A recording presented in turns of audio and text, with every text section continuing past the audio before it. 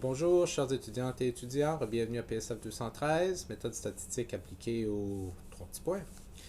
Euh, dans le cadre de cette capsule-ci, en fait, dans la capsule précédente, je vous ai parlé du test d'hypothèse pour deux échantillons indépendants, ce qui veut dire la même chose que deux moyennes indépendantes en passant. Là. OK?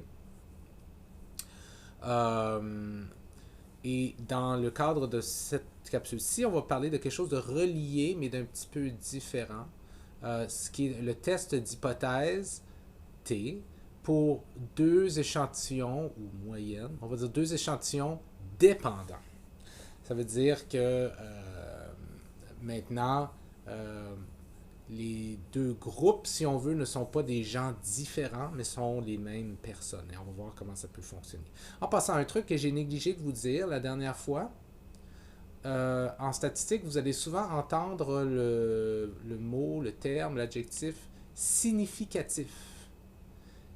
Euh, dans le cadre de notre dernière capsule là, sur le test T pour deux échantillons indépendants, si la différence que vous avez observée là, au niveau de votre échantillon homme et votre échantillon femme, si la différence que vous avez observée, la probabilité de l'observer est plus petite que 0.05, okay? Ce qui est notre seuil critique, là, on va dire que cette différence est significative. Si vous observez une différence entre, par exemple, votre échantillon d'homme et votre échantillon de femme, mais que la probabilité d'observer une telle différence est plus grande que 0.05, vous allez dire que cette différence-là n'est pas statistiquement significative. C'est ce que le terme significatif veut dire. Okay? Donc, on passe maintenant à quelque chose de très, très relié, mais subtilement différent. Et que moi, je trouve un petit peu plus simple que le test d'hypothèse pour deux échantillons indépendants. Celui pour deux échantillons indépendants, il est conceptuellement bizarre. Il faut vraiment travailler avec pour le comprendre parce que c'est cette fameuse idée de distribution, d'échantillonnage, de différence des moyennes et ainsi de suite. On prend deux échantillons, on calcule la différence. On le refait encore, on calcule la distribution avec ça. C'est pas évident. Je sympathise et compatis avec vous par rapport à ça. En tout cas, on with the show. Imaginons que vous voulez évaluer l'impact que le manque de sommeil a sur la mémoire. Plus précisément, vous vous demandez comment dormir une nuit de 8 heures versus une nuit de 4 heures impacte les résultats à un test de mémoire. Imaginons un test allant de 0 à 10. 0 est égal à vous vous souvenez de rien et 10 est égal à vous vous souvenez de plein de choses. OK?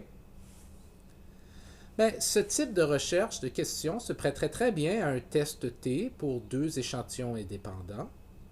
Vous auriez un groupe 1, des gens qui dorment 8 heures, puis là, vous testez leur mémoire sur ce test-là, là, avec un score allant de 0 à 10. Puis un groupe 2, qui ne sont pas les mêmes gens que le groupe 1. C'est des gens différents, et eux autres, ils dorment 4 heures. Vous les réveillez d'une manière pour qu'ils ont une nuit où ils dorment juste 4 heures. Ça peut être fait avec une certaine technologie, une alarme qui sonne à chaque certain nombre de minutes ou quelque chose. Et là, quand ils se réveillent après leur nuit de 4 heures, vous leur faites faire un test de mémoire, le fameux test de mémoire. Et là, vous pourriez comparer la moyenne au test entre les deux groupes. OK? Ça se prêterait très bien, ça, à notre question ici. Donc, vous auriez... oui, c'est ça. Vous auriez, par exemple, ici un tableau. Là, ça, c'est les participants du groupe de 8 heures. Il y a 10 participants. 1, 2, 3, 4, 5, 7, 8, 9, 10. Voici leur score de mémoire après leur nuit de 8 heures. 9, 8, 7, 8, 8, 7, 9, 9, 10, 8.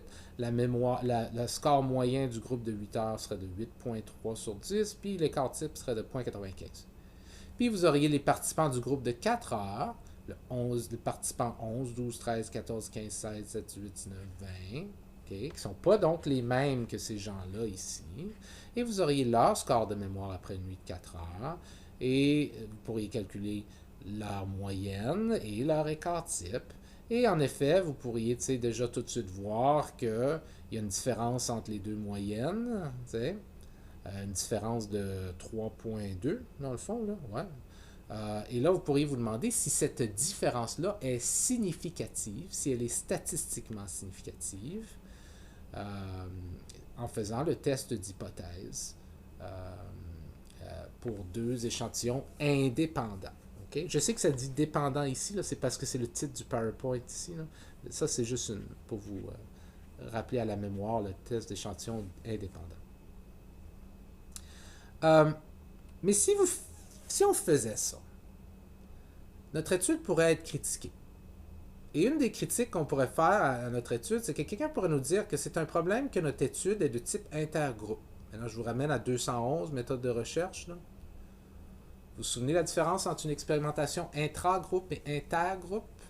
Okay. Intergroupe, c'est que les gens dans le groupe 8 heures ne sont pas les mêmes que ceux dans le groupe 4 heures. Et pourquoi ça serait un problème, nous dirait-on? Ben, on pourrait dire que c'est un problème parce qu'il n'est pas impossible que les gens dans le groupe 8 heures soient subtilement différents sur toutes sortes de variables potentiellement problématiques. Comme par exemple, il n'est pas impossible que, sans avoir fait exprès, on a sélectionné des gens qui étaient moins bons au niveau de la mémoire pour être dans le groupe 4 heures. Ou, il y a toutes sortes de variables. Bon, il y a des choses qui pourraient être contrôlées là, avec des bonnes méthodes de recherche. On pourrait faire des pré-tests pour vérifier la mémoire et tout ça. Mais il y a plein de variables quand même qu'on ne contrôle pas nécessairement, dont on n'est pas conscient, qui pourraient venir influencer les résultats. Alors, quelqu'un pourrait nous dire, pourquoi comparer deux groupes de personnes différentes? Pourquoi pas, à la place, utiliser une expérimentation de type intragroupe ou intra-sujet? Vous vous souvenez de ça aussi dans le cadre de PSF 211. On a ici un seul groupe de personnes chez qui on fait une première mesure. On peut l'appeler une mesure pré-test si on veut, ou on aurait pu l'appeler une mesure 1 si on veut. Ça, c'est la mesure de la mémoire après 8 heures de sommeil. Puis ensuite, on fait une deuxième mesure chez ces mêmes personnes-là, qu'on peut appeler la mesure post-test ou la mesure 2, qui est la mesure de la mémoire après 4 heures de sommeil. Okay? Donc, on peut imaginer une étude qui se déroule sur 2 jours. La première journée, ils dorment 8 heures. Ben, la première nuit, ils dorment 8 heures. Ensuite, en se réveillant, vous testez leur mémoire. Puis ensuite, la deuxième nuit, ils dorment 4 heures. Vous faites en sorte qu'ils dorment 4 heures. Puis là, lorsqu'ils se réveillent, vous testez leur mémoire. Okay? Donc, ça serait les mêmes gens. Et on pourrait nous dire, ça serait bien mieux de faire ça comme ça, parce que comme c'est les mêmes gens, il n'y a plus des potentielles différences subtiles entre les groupes. Là. C'est les mêmes gens. T'sais?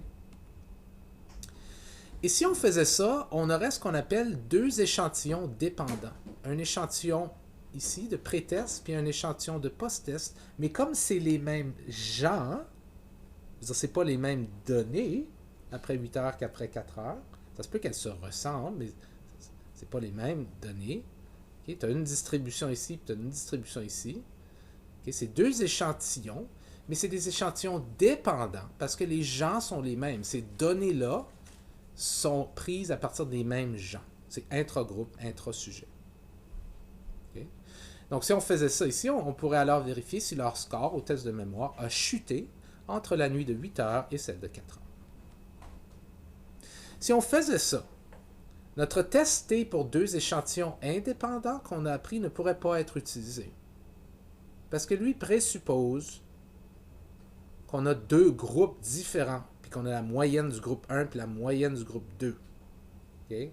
Puis il faut faire un écart type groupé de ça pour trouver l'erreur type des différences de moyenne, et ainsi de suite. Okay? Ça ne marcherait pas dans ce contexte-là, ça ne fait pas de sens. On va devoir plutôt utiliser un test d'hypothèse T encore, mais qui est le test d'hypothèse T pour deux échantillons dépendants, ou bien appariés, ça veut dire la même chose. Okay? Dépendant, encore une fois, parce que nos deux échantillons sont pris à partir des mêmes gens. Une fois après une nuit de 8 heures, puis une fois après une nuit de 4 heures. Et vous vous souvenez, si je retourne en arrière ici, de ce tableau-là, là, qui serait un peu, et on a ici un peu une représentation de ce que pourraient être les données si on faisait cette étude-là avec deux groupes indépendants, là, tu sais, un intergroupe, donc.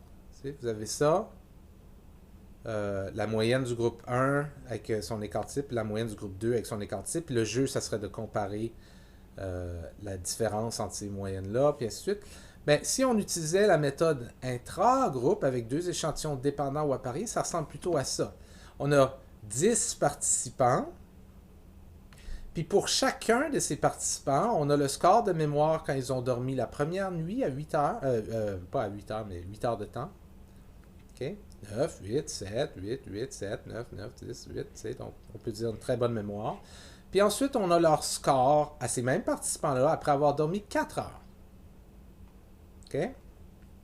6, 5, 5, 4, 5, 6, blablabla. OK? Fait qu'on peut voir que le premier participant a dormi 9 heures après. Non, pas 9, pardon. Le premier participant a une mémoire de 9 sur 10 après avoir eu une nuit de 8 heures et un score de 6 sur 10 après avoir eu une nuit de 4 heures. Ce qui donne une différence de 3.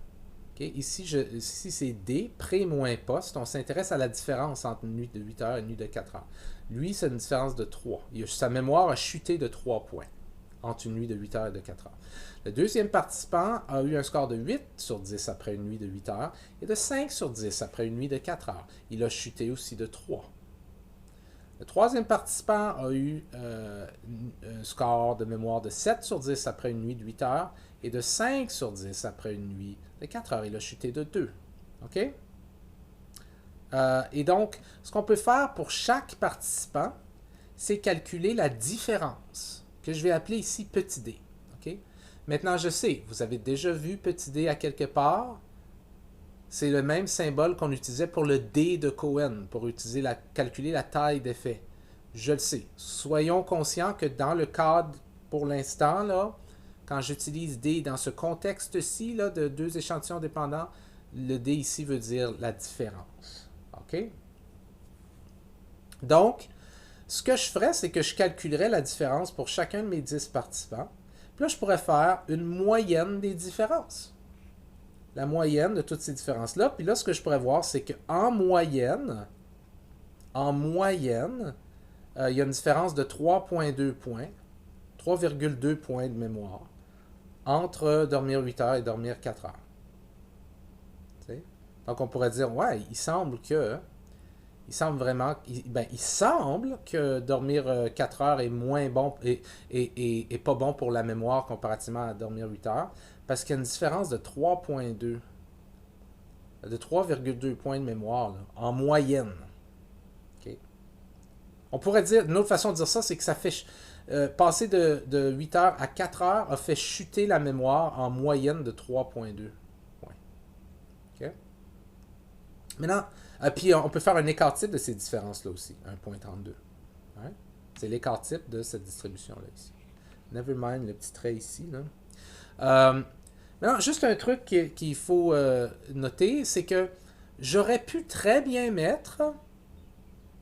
Tu sais, je vous ai dit là que ceci suggère qu'en moyenne, la mémoire, entre 8 heures et 4 heures, elle a chuté de 3,2 points. OK? C'est ça que ça veut dire ici.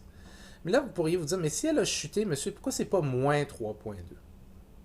Mais le signe moins ou plus dans ce contexte-là dépend simplement de comment vous avez organisé vos données. Là, ici, moi, j'ai mis le score de 8 heures avant, puis le score de 4 heures après. OK? Puis j'ai décidé de faire pré moins post. Parce que c'est ce qui fait du sens. Pour moi, ça fait du sens de mettre les plus gros chiffres avant les plus petits chiffres. Un plus gros chiffre moins un plus petit chiffre. Ça fait plus de sens que mettre un plus petit chiffre moins un plus gros chiffre. T'sais? Mais vous auriez pu inverser ça, mettre les scores de 4 heures ici, puis les scores de 8 heures ici. Puis faire post moins pré à la place. Mais si vous aviez fait post moins pré, tous les chiffres ici seraient négatifs. Moins 3, moins 3, moins 2, moins 4, moins 3, moins 1, moins 4, ainsi de suite. Puis la moyenne serait la même, mais négative. Okay? L'écart type, évidemment, ne peut pas être négatif, comme vous savez. Donc, ça serait moins 3,2. Mais ça serait la même chose. Ça serait les mêmes données. C'est juste que vous auriez choisi de faire 4 heures moins 8 heures plutôt que 8 heures moins 4 heures. T'sais? Donc ça, essayons de se souvenir de ça parce que des fois, les étudiants peuvent se mélanger et se dire, mais pourquoi on dit que c'est une chute Si c'est pas négatif, mais c'est simplement pas négatif parce que j'ai choisi de faire les plus gros chiffres moins les plus petits chiffres. Mais si j'avais fait les plus petits chiffres moins les plus gros chiffres, tout ça deviendrait... La valeur resterait exactement la même. La valeur, comment on dit, absolue, là, deviendrait exactement la même. C'est juste que ça deviendrait tout négatif. Puis la moyenne deviendrait négative. Mais ça voudrait dire la même chose. Qu'en moyenne, les gens qui dorment 4 heures dorment ont 3,2 points de mémoire de moins que ceux qui dorment 8 heures. Ça veut dire la même affaire. Avec un écart type de 1,32.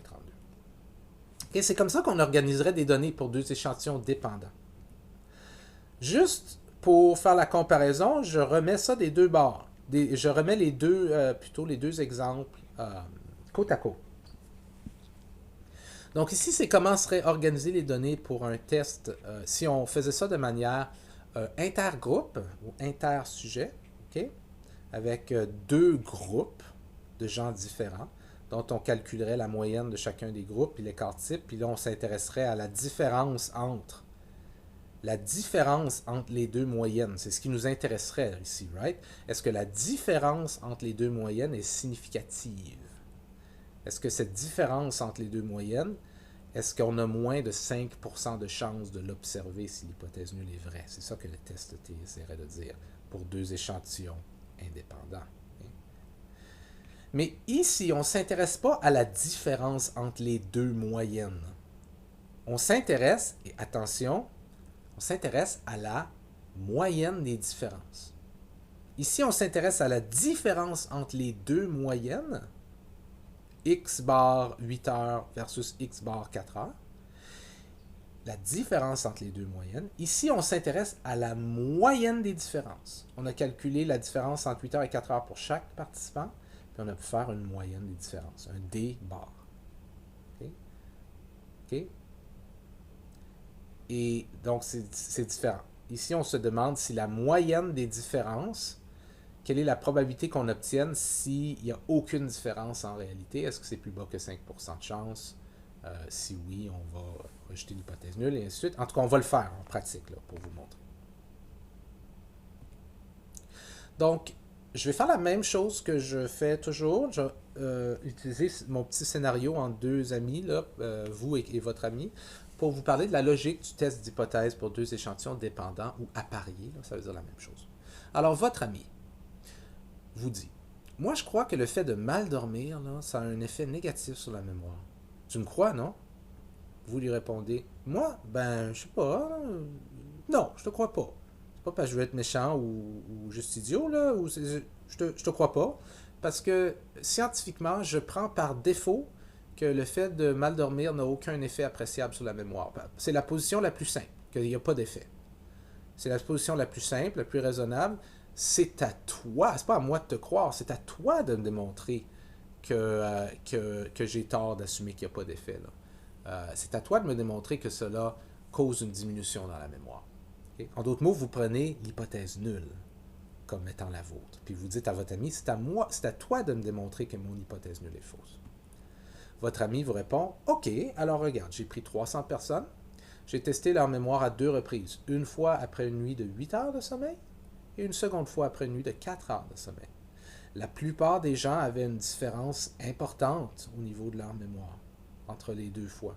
D'ailleurs, j'ai calculé la moyenne des différences. Okay? Puis en moyenne, le score de mémoire était 5 points plus bas après la nuit de 4 heures comparativement à la nuit de 8 heures. Donc, tu vois, j'ai raison. Vous répondez, oh, cool, intéressant, 5 points de plus bas, hein? Wow. OK, mais attends. As-tu pensé que peut-être qu'en moyenne, là, il n'y a aucune réelle différence entre la mémoire après 4 heures de sommeil et celle après 8 heures de sommeil? Et je veux dire par là que peut-être que pour la majorité des gens, ça fait aucune différence. Pour une petite minorité de gens, ça fait en effet chuter la mémoire. Puis pour une petite autre minorité de gens, peut-être que ça la fait même augmenter le fait de dormir moins. Puis peut-être que toi, tu as juste sélectionné des gens super rares chez qui ça faisait chuter la mémoire de 5 points. Mais même s'ils viennent d'une population plus large où, globalement, ça ne fait pas de différence. Comment tu sais que tu n'as pas fait ça par hasard sans faire exprès? Ce qui te donne l'impression que ça fait chuter la mémoire, mais c'est juste parce que tu as sélectionné les gens bizarres comme ça, dans une population où, en moyenne, ça n'a aucun effet. Votre ami pourrait répondre, excellent point, mon cher ou ma chère, j'y ai pensé. J'ai d'ailleurs calculé la probabilité d'avoir un échantillon de 300 personnes avec une différence de 5 points en moyenne si cet échantillon-là est tiré d'une population chez laquelle, comme tu dis, en moyenne, le manque de sommeil n'a aucun effet sur la mémoire. J'ai calculé que cette probabilité-là est inférieure à 5%.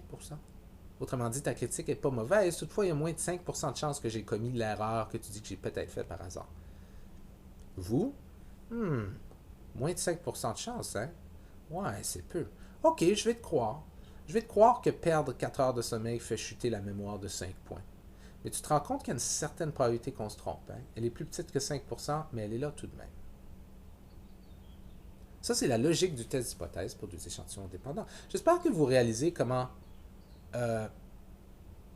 c'est exactement la même chose. Ben, pas exactement, mais la base, les fondements sont exactement les mêmes que le test d'hypothèse pour deux échantillons indépendants et aussi que le test d'hypothèse pour une moyenne. C'est tout le temps la même chose qui revient. Votre ami vous fait une affirmation. Vous dites non, moi je crois à l'hypothèse nulle, c'est à toi de me prouver que mon hypothèse nulle n'est pas bonne. Votre ami va chercher des données. Il trouve quelque chose qui semble aller contre l'hypothèse nulle. Vous lui dites ouais, mais je ne suis pas convaincu parce que c'est quoi les probabilités que tu as trouvé ce que tu as trouvé si l'hypothèse nulle était quand même vraie puis j'ai quand même raison. Puis lui, il vous dit bon point, je l'ai calculé. Ce que j'ai trouvé, j'ai moins de 5% de chance de l'avoir trouvé si tu as raison. Si tu as raison, puis l'hypothèse nulle est bonne. Là, vous dites ouais, ok, d'accord. Peut-être que l'hypothèse nulle n'est pas bonne finalement. Mais tu te rends compte qu'il y a quand même 5% de chance que l'hypothèse nulle soit bonne, puis que tu as juste eu des données bizarres qui te donnent l'impression que l'hypothèse nulle est rejetée, alors qu'en réalité, elle soit bonne. C'est tout le temps ça la logique du test d'hypothèse. Okay? Et c'est la même chose ici pour des échantillons dépendants. Les différences sont dans la technicalité. Là. Ici, on s'intéresse à la moyenne de différence. Okay? Alors que dans le cas d'un test indépendant, c'était la différence entre deux moyennes. Okay? Alors, comme toujours, pour faire ce test d'hypothèse-là, pour déterminer c'est quoi la probabilité d'avoir obtenu une moyenne de différence de tant de points, par exemple. Et pour vérifier si c'est plus bas que 0.05, là, que notre critique, pour voir si on doit rejeter l'hypothèse nulle. Comme toujours, ce test est basé sur le théorème de la limite centrale. Okay? Mais dans ce cas-ci, on s'imagine qu'on prend un échantillon de taille n, imaginons 300, d'une population. Okay? Donc, imaginons qu'on a une population ici, au niveau de la... juste une population au niveau des scores de mémoire, par exemple. Okay? Puis imaginons qu'elle est normale. Elle ne serait pas obligée de l'être, mais c'est plus simple à dessiner, honnêtement, une population normale qu'une population anormale. Donc ici, on a par exemple les scores de mémoire chez disons, les Canadiens. Okay? Okay? La plupart des gens sont au milieu. Et plus tu es meilleur en mémoire, moins il y a de gens. Puis aussi, moins tu es bon en mémoire, moins il y a de gens. Et ainsi de suite. OK? Donc, c'est complètement normal. Et imaginons que de cette population, on va tirer toute une série d'échantillons de taille n. Et ce qu'on va faire pour chaque échantillon de taille n, donc imaginons que la taille c'est de 300. Okay? Pour chacun de ces échantillons de 300 personnes, okay, on va prendre deux mesures de la mémoire. Donc, pour chaque unité statistique dans un échantillon là, de 300 personnes, on va prendre deux mesures de la mémoire. On mesure la mémoire à deux reprises. Une première fois puis une deuxième fois. Okay? Si on fait ça, en passant, les différences devraient être très, très petites. Right? Imaginons que vous faites partie d'un de ces échantillons-là. Je vous teste, puis je vous reteste. Ben, la différence devrait être très petite. Devrait avoir pas mal la même mémoire. Okay? Puis là, je calcule la différence D. Pour cet échantillon pour vous, pour chaque unité statistique, dans le fond. Okay? Puis là, je fais ça Votre voisin est aussi dans le même échantillon. Je le teste une première fois, je le teste une deuxième fois, je calcule son D. Votre grand-mère est aussi dans cet échantillon, je la teste une première fois, je le teste une deuxième fois, je calcule son D. Puis je fais ça pour 300 personnes dans l'échantillon. Puis ensuite, j'utilise ces 300 D, ces 300 différences entre le premier test et le deuxième test, pour calculer une moyenne, des barres. Okay? Ça, c'est la moyenne des barres de l'échantillon de 300 personnes. Et ensuite, je prends un deuxième échantillon de 300 personnes, puis je recalcule ces 300 D, puis je calcule le D bar pour cet échantillon de 300 personnes. Ensuite, je prends un troisième échantillon de 300 personnes, je calcule les 300 D, puis je calcule le D bar pour ça. Et je continue. Donc, un premier échantillon, disons, de 300 personnes me donnerait une différence moyenne de 0,08. OK? C'est normal qu'elle soit très petite, là, parce que vous prenez deux mesures de la même chose dans la même population, là, chez les mêmes personnes. Là. Donc, si je vous mesure la mémoire, vous, maintenant, là, puis je vous la remesure dans 10 minutes, là, les différences vont être très petites. Right? Très petites.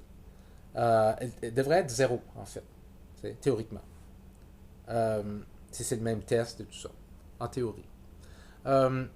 Donc, je trouve avec mon premier échantillon de 300 personnes une moyenne de différence de 0,08, très petit. Avec un deuxième échantillon, une moyenne de différence de 0,01.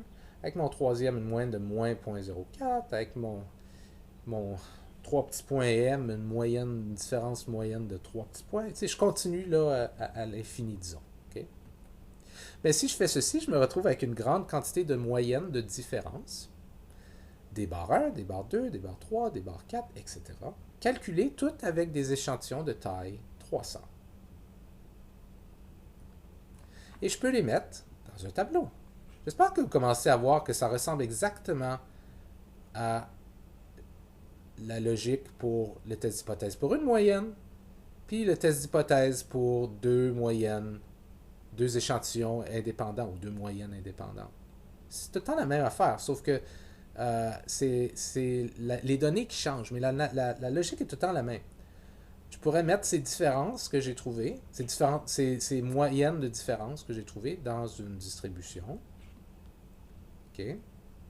Donc, la première échantillon de 300 que j'ai pris, j'ai trouvé une moyenne de différence de 0,08. Le deuxième de 0,01. Le troisième de moins 0,04. Le quatrième de 0,00. Le cinquième de 0,02. Et ainsi de suite. Okay. Et si je dresse cette distribution-là, selon le théorème de la limite centrale, cette distribution échantillonnale, que je vais appeler la distribution échantillonnale des D-bars, OK? Parce que ça serait trop long et trop mélangeant pour moi de dire la distribution échantillonnale des moyennes de différence. On a tous vu ce qui est arrivé dans le PowerPoint où est-ce que je parlais pour deux échantillons indépendants de la distribution échantillonnale des différences de moyenne. OK? J'ai pas envie de refaire ça. C'est plus simple de dire une distribution échantillonnale des D-bars. OK? Bien, elle aura toujours les propriétés suivantes. La forme sera normale, gaussienne. Bonne nouvelle, ça veut dire qu'on peut faire les calculs de probabilité qu'on veut faire. À toute fin, sa moyenne sera égale à 0. Sa moyenne ici que j'ai appelée mu D-bar. Okay? Ça, c'est la moyenne de la distribution des D-bars. Okay? Elle sera égale à 0. Okay? Ici, je dis, elle sera égale à delta bar, qui sera égal à 0. Delta bar, c'est quoi? Ben, delta bar, c'est... je reviens ici, là. Si j'ai ma population ici, là, delta bar, c'est... si je prends une population, puis je la mesure une fois, je prends tout le monde dans cette population, puis je la mesure une fois, je mesure tout le monde une première fois, puis je mesure tout le monde une deuxième fois. Comme si j'avais accès à toute la population canadienne, puis je mesurais tout le monde une première fois, puis tout de suite tout le monde une deuxième fois. La différence, puis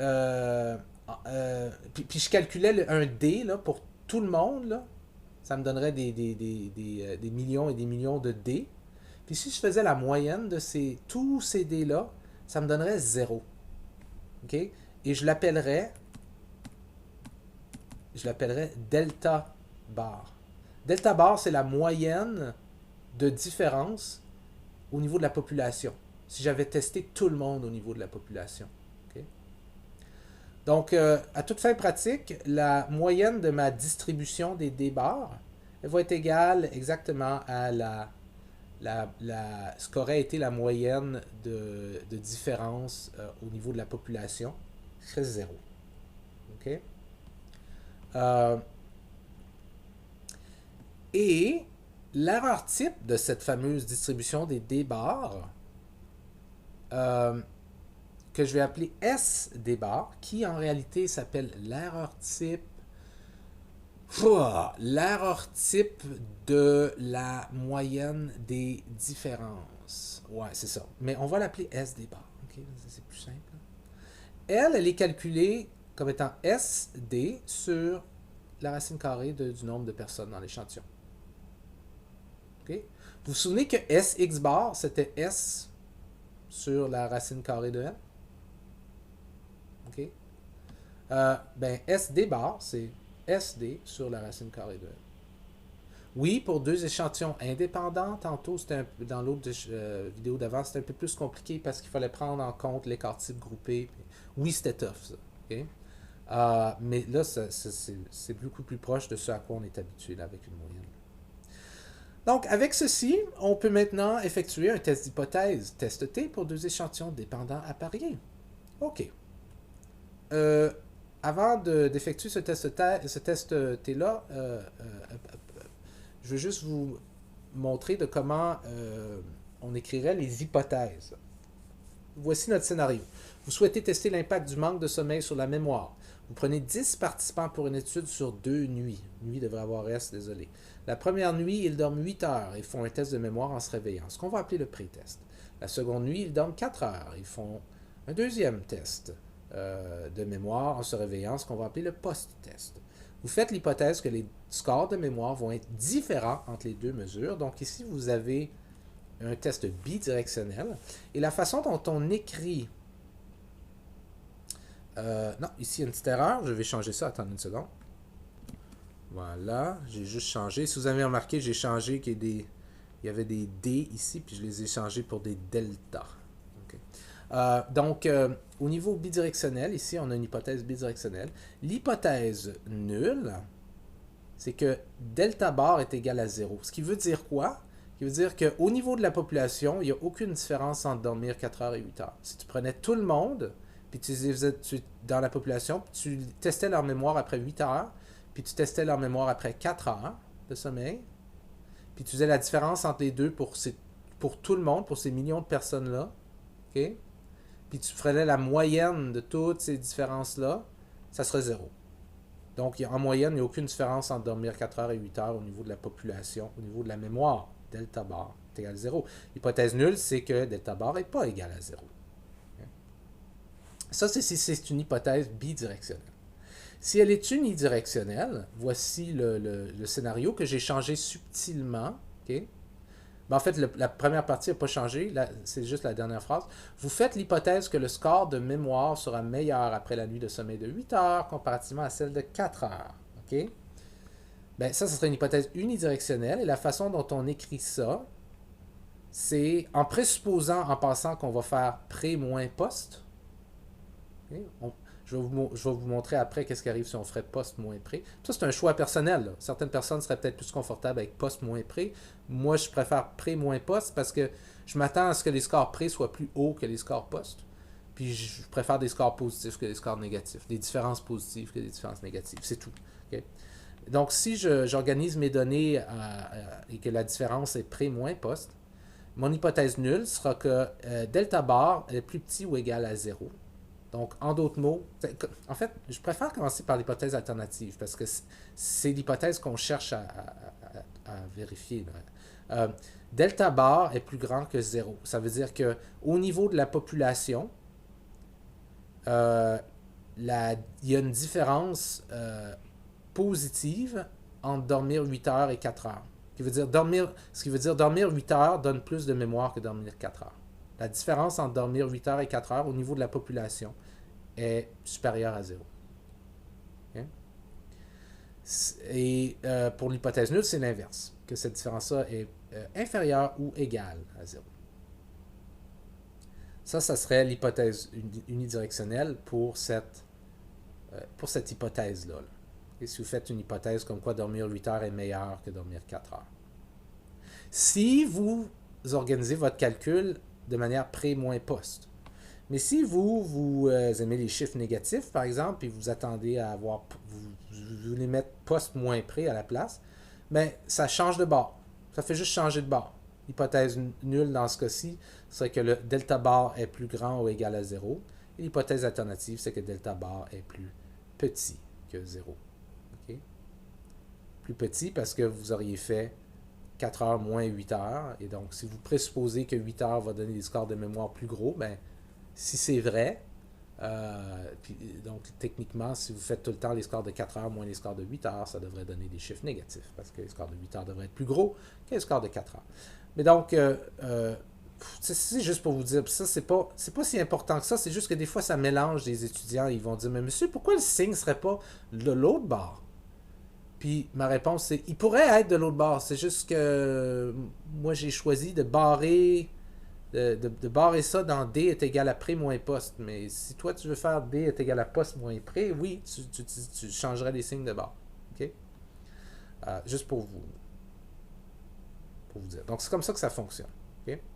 Donc, le delta bar ici, juste pour vous le rappeler, le delta bar, ça serait la moyenne des différences au niveau de la population. Si on testait tout le monde dans la population après une nuit de 8 heures, puis tout le monde après une nuit de 4 heures, puis on faisait le D pour ces millions de personnes, on obtiendrait des millions de D, puis là on calculerait avec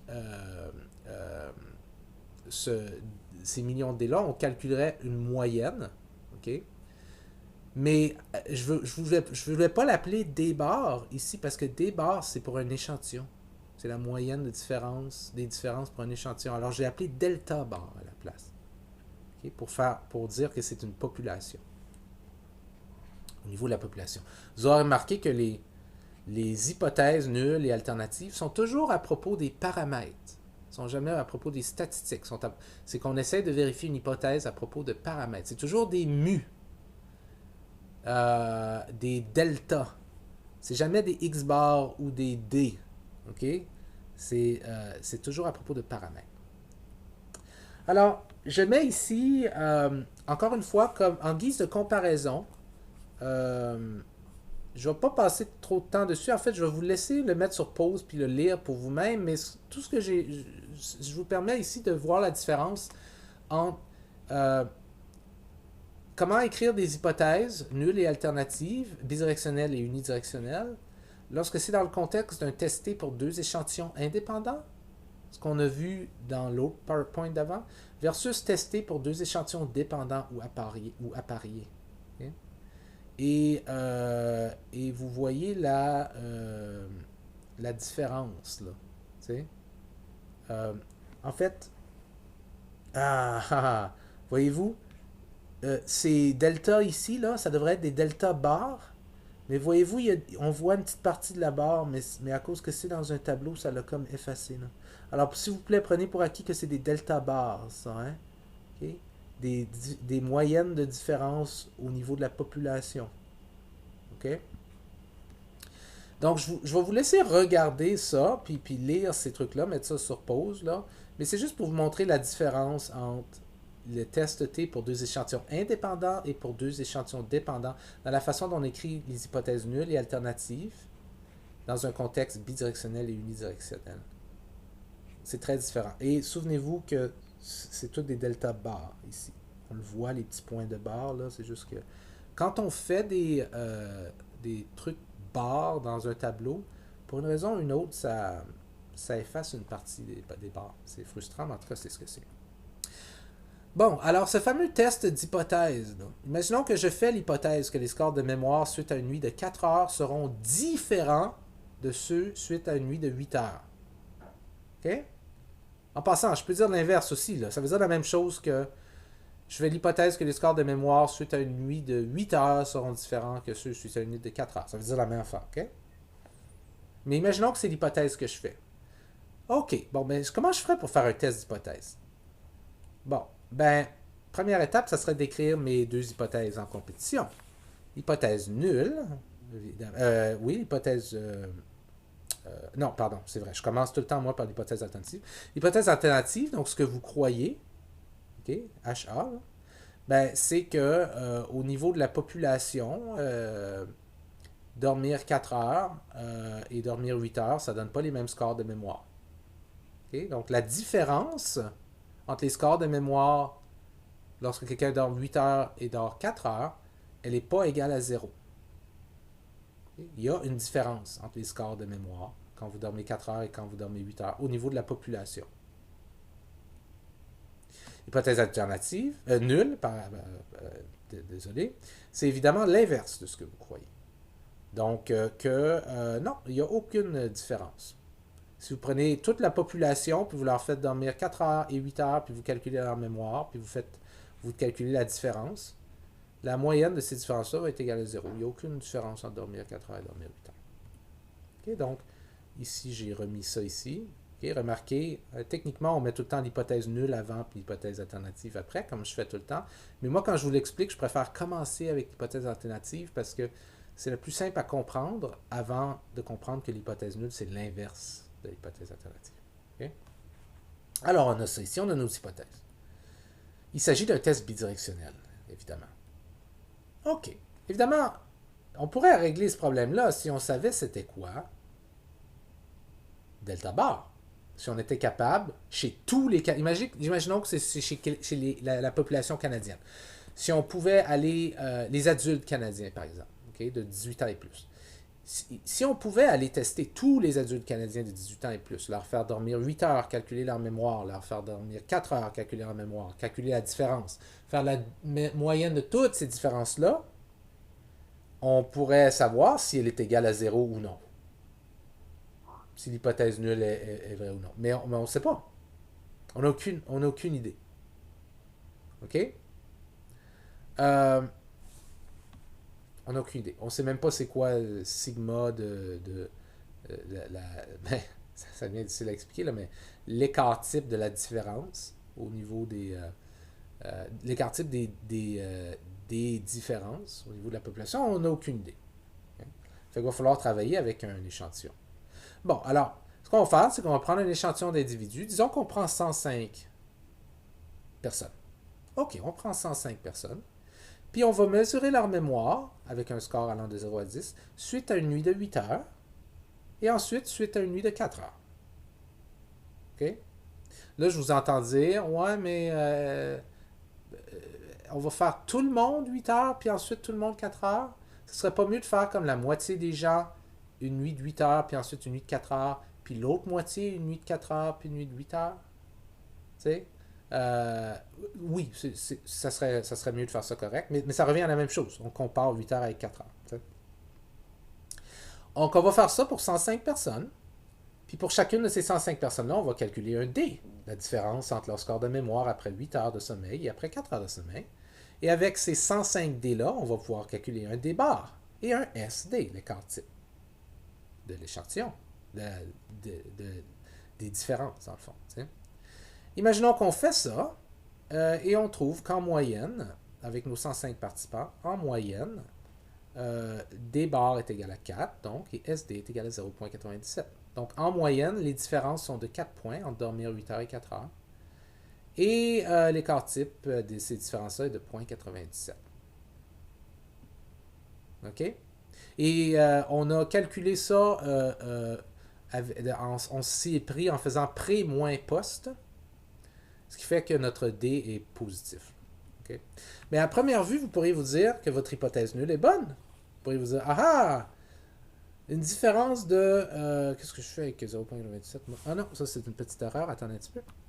Voilà, j'ai changé ça. Donc à première vue, vous pourriez vous dire, ah, mon hypothèse est bonne, puisque c'est la différence que j'ai observée de 4, pas la différence, mais la moyenne des différences. Okay? Qu'on pourrait appeler la différence moyenne, si on veut. La différence moyenne. En moyenne, la différence que j'ai observée était de 4. Or, 4, c'est pas égal à 0. 4, c'est pas égal à 0. Donc, je rejette l'hypothèse nulle. Donc, j'ai raison. Dormir 8 heures fait chuter la mémoire de 4 points. Et c'est à cause qu'on dort 4 heures qu'elle chute, et ainsi de suite. Mais là, attention, tout le temps la même chose. J'espère que vous commencez à voir la logique qu'on recommence tout le temps, tout le temps, tout le temps. Il faudrait vous demander, OK, mais c'est quoi la probabilité d'obtenir cette différence moyenne de 4? Là, j'ai pris un échantillon de 105 personnes. Ça serait quoi la probabilité qu'avec 105 personnes, je trouve une différence moyenne de 4 si l'hypothèse nulle est vraie? Autrement dit, si j'ai pris ces 105 personnes d'une population dans laquelle il n'y a pas de différence entre 8 heures et 4 heures de sommeil. Delta bar est égal à 0. Si cette probabilité est plus basse que 0.05, vous allez rejeter l'hypothèse nulle. OK? Donc, étape 3, on choisit notre alpha de 0.05, 5%. Bidirectionnel ici. Donc, pour calculer notre T critique, on va dans la table des T. Pour du bidirectionnel two tails, OK? Donc, on est dans two tails bidirectionnel 0.05. Here we go. Mais là, ça nous prend notre degré de liberté. OK? Nos DF, Degrees of Freedom. Ben, c'est simple. On a 105 participants. C'est 105 moins 1. 104. OK. Ben, j'ai pas 104 dans la table. Mais la chose la plus proche que j'ai, c'est 100 vers le bas. Évidemment, on arrondit toujours vers le bas. La chose la plus proche que j'ai, c'est 100. Ben, vas-y avec 100. 100, ça me donne 1.984. Mon T critique est plus ou moins 1.984. Pourquoi plus ou moins? Parce que c'est un test d'hypothèse bidirectionnelle. Right? On peut le rejeter à droite ou à gauche. OK. On a notre T critique qu'on a mis ici. Plus ou moins 1.984. On a nos hypothèses qu'on a mis ici, puis on a nos données échantillonnales qu'on a trouvées ici. Étape 4. Trouvons les propriétés de la distribution échantillonnale des bars. Cette fameuse distribution échantillonnale, si on faisait une infinité de bars. Ben, on sait qu'elle serait gaussienne. On sait que sa moyenne serait égale à 0. Et on sait que son erreur type à elle serait égale à SD sur la racine carrée de n, ce qui donne 0.09. OK? Tout ça, évidemment, c'est en présupposant des échantillons de taille 105. Et en présupposant, en utilisant le SD de notre échantillon ici qu'on a pris. Qu'on met ici. OK, mais avec ça, on peut maintenant calculer notre T observé. C'est la même logique là, que dans le test d'hypothèse pour une moyenne, puis dans le test d'hypothèse pour deux échantillons indépendants. Même logique, tout le temps la même logique. Tout revient. C'est juste la nature des choses est différente, parce que la situation est différente, mais la logique est exactement la même. Bon, on peut calculer le T observé pour le D-bar qu'on a trouvé. On a trouvé un D-bar de 4. Une différence, une moyenne, une différence moyenne, ça devient dur de parler de ça, un D-bar, une différence moyenne de 4 dans notre échantillon, entre dormir 8 heures et dormir 4 heures. On a trouvé ça, OK? Avec notre échantillon de 105 personnes. Quel est le T observé qui correspond à ça? Bien, le T observé, c'est ce qu'on a trouvé, moins la moyenne de la distribution d'échantillonnage, 0, sur l'erreur type de la distribution d'échantillonnage, qui est 0.09. C'est la même chose. C'est la même chose qu'avec un test d'hypothèse à une moyenne, sauf que pour une moyenne, c'est x bar moins mu x bar sur sx bar. Ici, c'est d bar moins mu d bar sur sd bar. Okay? Encore là, un peu plus compliqué avec deux groupes indépendants à cause des écarts type groupé, mais c'est la même chose quand même. Mais ça nous donne 4, moins 0, c'est tout le temps 0, sur 0.09 qu'on a ici, qui me donne 44.44. Wow, c'est un gros T observé, ça. 44.44, notre T critique était de plus ou moins 1.984. 1.984 ici, moins 1.984 ici, notre 44.44 observé, il tombe super loin, dépasser mon écran, ok? Même dépasser mon salon, sortez par la porte, sortez dans le voisinage, prenez une longue marche puis vers la piste cyclable, puis vous arrivez à mon 44.44. Il est super, super loin. Donc, montée observée de 44.44. C'est plus simple, dans le fond, de le voir comme ça, là, mais il est dans une zone de rejet. La zone de rejet positive. Là. Okay? Il est plus grand que le T critique négatif, donc il n'est pas tombé dans cette zone de rejet-là, mais il est aussi plus grand que le T critique positif, donc il est définitivement tombé dans cette zone de rejet-là, ici. Par conséquent, on se sent confiant de rejeter l'hypothèse nulle et de penser que le fait de passer 8 heures de sommeil à 4 heures de sommeil impacte vraiment la mémoire. Et ça, c'est comme ça qu'on fait un test d'hypothèse, test T, pour deux échantillons dépendants ou appariés, ce qui veut dire la même chose. Ça, c'est un test bidirectionnel, mais pour un test unidirectionnel, vous auriez juste à utiliser le T critique en allant dans du one-tail plutôt que du two-tail. Okay? Donc, je ne vais pas vous le montrer parce que vous êtes habitué au test unidirectionnel versus bidirectionnel. Je vais juste vous montrer le bidirectionnel ici. Vous donnez la chance de l'essayer par vous-même dans des exercices. C'est comme ça qu'on fait. Okay? Bon. Là, vous vous souvenez qu'on a appris comment on peut estimer une moyenne mu à l'aide d'un intervalle de confiance. Puis on a même appris, dans le PowerPoint précédent, comment estimer la différence entre les moyennes de deux populations différentes, par exemple homme versus femme. Mu homme moins mu femme. On peut estimer ça aussi à l'aide d'un intervalle de confiance. On a vu ça. Mais on peut faire la même chose ici. On peut estimer delta bar à l'aide d'un intervalle de confiance. Okay? Et juste pour vous souvenir ce que ça veut dire que on peut estimer la différence moyenne qu'on obtiendrait si on prenait tout le monde qui existe, ben disons, ok, restons aux Canadiens, c'est plus simple pour comprendre.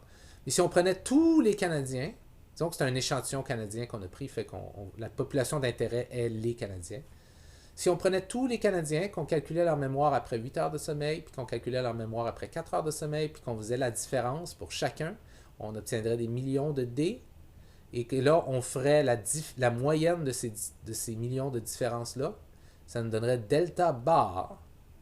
Évidemment, on ne sait pas c'est quoi. Hein? On n'a aucune idée c'est quoi. Mais on peut l'estimer avec un intervalle de confiance. Comme on pouvait estimer mu. Okay? La façon dont on va procéder, on va prendre un échantillon. Et imaginons qu'on a pris un échantillon de 105 personnes, puis qu'on a trouvé une différence moyenne de 4, puis l'erreur type de 0.97. C'est les mêmes données que notre problème de tantôt. Okay? Les mêmes données. Alright? Mêmes données. Et on a notre T critique ici qui est bidirectionnel à 0.05. Okay? Ce qui est exactement ce qu'on veut pour un T critique pour faire un intervalle de confiance à 95%. Okay? Donc, si on veut estimer delta bar avec un intervalle de 95%, la formule serait la suivante. Le D bar que vous avez trouvé, plus ou moins le T bidirectionnel pour 0.05 avec 104 degrés de liberté. Toute cette affaire-là, ça veut dire quoi? Mais ça veut dire 1.984, là. Le T critique qu'on a utilisé, fois l'erreur type de la distribution des débats. C'est la même chose que pour estimer une moyenne. Évidemment, vous vous souvenez, si on voulait estimer mu, c'était quoi? C'était x bar, plus ou moins la valeur d'un z ou la valeur d'un t, ça dépendait de combien de personnes on avait dans notre échantillon, okay? Fois sx bar. Okay? Mais ici, c'est la même chose, mais c'est avec des différences. Au lieu de x bar, c'est d bar, plus ou moins le t bidirectionnel 0.05 qui a rapport à notre échantillon. Donc, nous, on a 105 personnes, donc 104 degrés de liberté, qui s'avère être 1.984. Vous pouvez le vérifier dans la table des T ici. OK? J'aurais pas dû aller si loin. Multiplié par, au lieu d'être l'erreur type SX bar, c'est l'erreur type de la distribution des D bar, S D bar, qui est 0.09. Et si on fait ça, on trouve que c'est 4 plus ou moins 1.94 fois 0.09. Et ce qu'on estime, c'est qu'on a 95%, on est 95% certain qu'au niveau de la population, la moyenne des différences entre dormir 4 heures et 8 heures, donc delta bar, est quelque part entre 3.82 et 4.18. Si je vous demandais de refaire cet intervalle de confiance-là avec 99%, okay, la seule chose qui changerait, ce serait votre T critique. Vous devriez aller dans du bidirectionnel pour 0.01 et non pas 0.05. C'est la seule différence. Voilà pour ça. Je vous laisse là-dessus. Ciao.